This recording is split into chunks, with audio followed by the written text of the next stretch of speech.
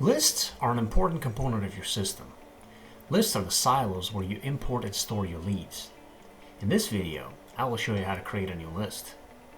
The first thing to keep in mind is lists belong to data sources and are added under them. So you will need at least one data source to add a list for. It's okay if you don't have a data source created yet, because this video will show you how to add one. There are several ways to add a list. One is right from your dashboard using this button. The other is by navigating to your data sources page, choosing the data source you want to add a list for, and adding it there. I will show you the latter. Go to Data Sources. I already have a data source created here, but let's say my new list is for a brand new data source, so let's add one. It's usually a person or a company that the list's data belongs to.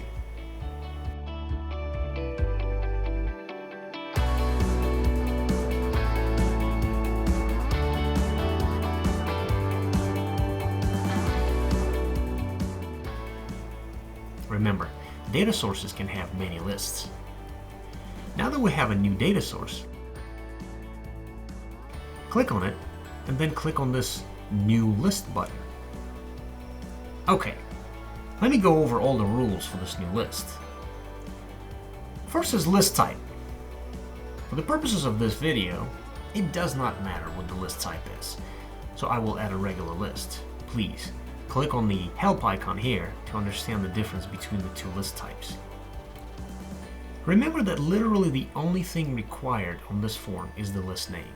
The rest of the features are completely optional and are preset to fit most common situations. So let's get to it. List name, vertical. What's the vertical for the data that will come into this list? Let's pick auto loan for this test. Data cost. What do you pay for the leads? This is only needed for your own accounting purposes to later understand data costs and margins.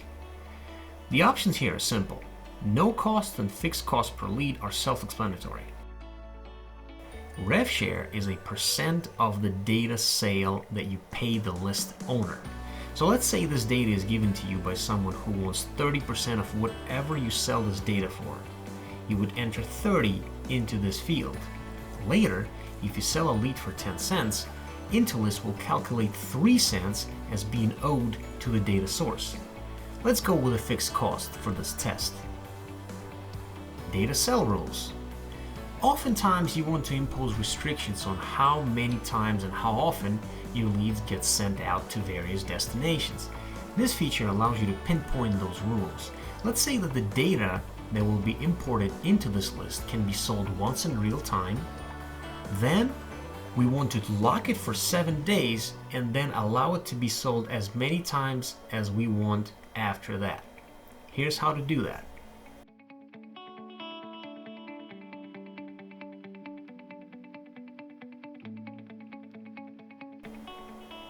Make sense? You can have as many rules as you want here.